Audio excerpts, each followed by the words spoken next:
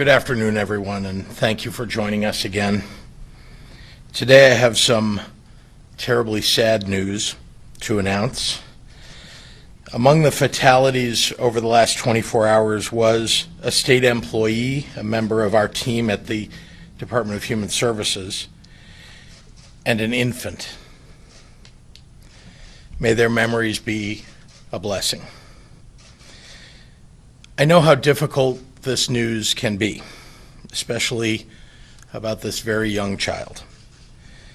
Upon hearing it, I admit I was immediately shaken, and it's appropriate for any of us to grieve today.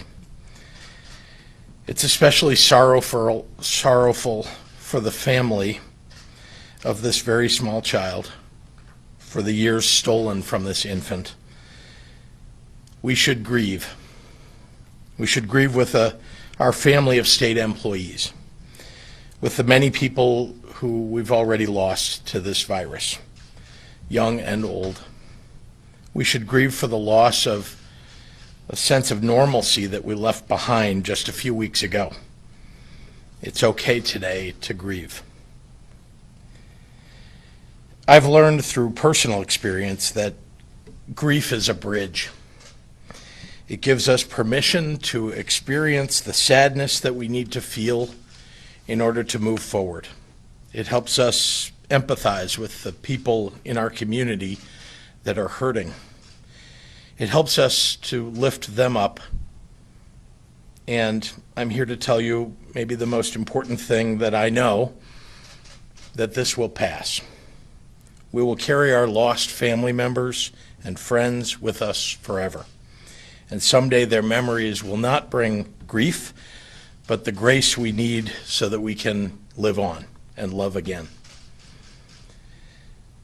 I also want everyone to know what I've learned from the experts that I rely upon, that COVID is rarely fatal in children, that sending home state workers who are non-essential has kept many from contracting COVID-19, that the drastic and necessary measures that we've taken as a state to slow the spread of this disease are the right course of action. Today marks 1 week since our stay-at-home order was put in place. We're increasing testing capacity every day. We're stopping at nothing to obtain supplies and equipment that we need for our hospitals and our medical workers. And I'll continue to do everything necessary to bend this curve and to keep Illinoisans safe and healthy. Based on science, data, and the guidance of health experts, our approach to fighting this virus is two-pronged: suppress the spread and increase hospital capacity to meet the need. A critical component of our increasing our capacity is identifying and building out additional facilities across the state to support our existing hospitals and healthcare systems. IDPH, IEMA, the Illinois National Guard, and the Army Corps of Engineers have been hard at work collaborating with our local officials on where we're seeing the largest concentration of potential additional need.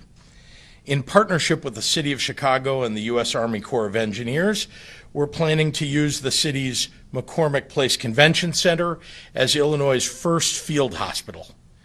I'll provide more details on this effort for the public in the coming days, but the baseline is that we're not waiting for the worst. We're preparing ourselves for the worst. My team also continues to scour the global supply chain for PPE and has already placed orders for millions of units of PPE. We've been shipping these out to the counties across the state as needed and as they arrive. I'm proud that we've had the support of hundreds of businesses and thousands of people who have reached out with donations and to ask how they can do more.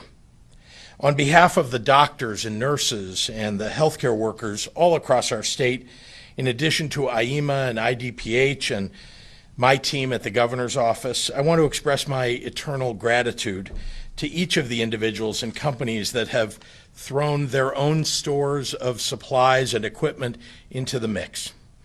Each mask or gown or set of gloves will make a difference for one of our frontline workers and all of our donors should be extraordinarily proud of the part that they've taken in fighting this COVID-19. And because we're receiving their donation this afternoon, I want to specifically recognize McDonald's Corporation, headquartered here in Chicago, for today giving us an additional 400,000 N95 masks to protect our essential workers in the fight against COVID-19. If you or a business owner that you know thinks that they might have supplies that could help, including tattoo parlors and nail salons and elective surgery centers and podiatry clinics and dermatology clinics and even construction companies, I encourage you to contact us, and a member of my team will be in contact with you. The email to send to us is at ppe.donations@illinois.gov, ppe.donations@illinois.gov.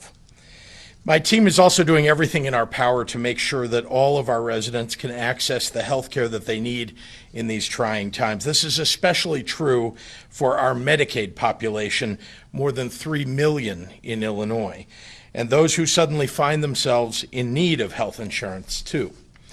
We've put in every waiver that we can with the federal government to expand health care availability during this period. Number one, we've worked to ensure that no one will lose Medicaid as we work to stop COVID-19. We're asking to temporarily suspend the annual renewal process that Medicaid recipients normally go through. Number two, we've worked to fast-track Medicaid enrollment through the elimination of time-consuming review procedures, as well as the suspension of numerous co-payments, spend downs, and asset verifications, making it easier than ever for new applicants to get assistance.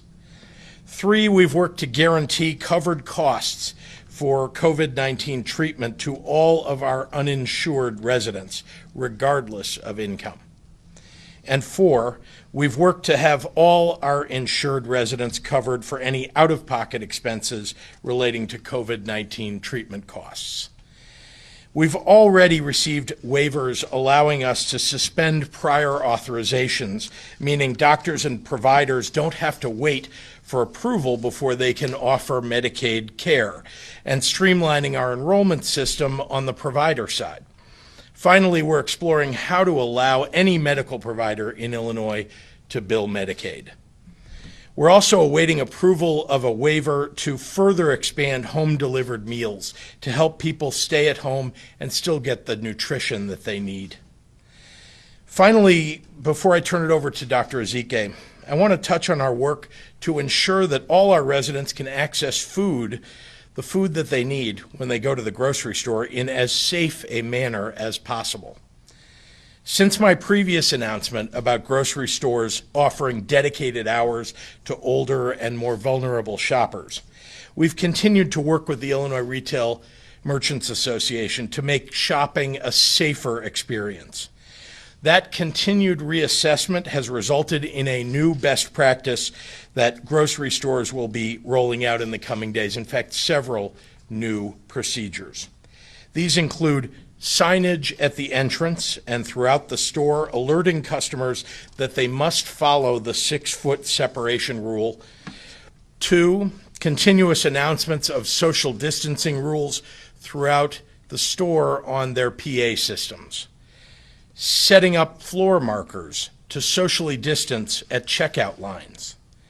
Encouraging cashless purchases for speed at checkout.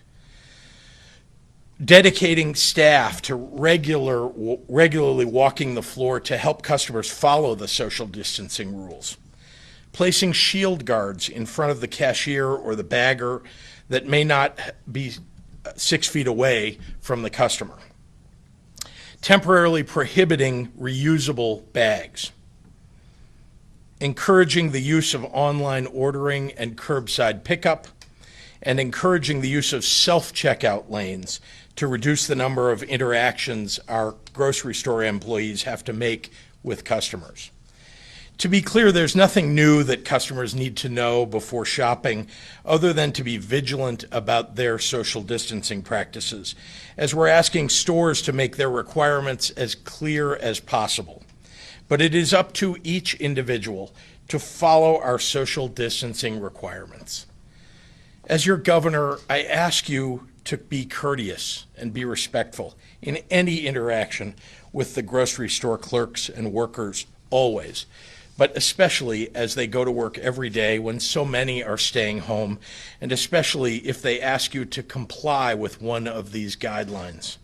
Remember, they're looking out for you as much as they are looking out for themselves or anyone else.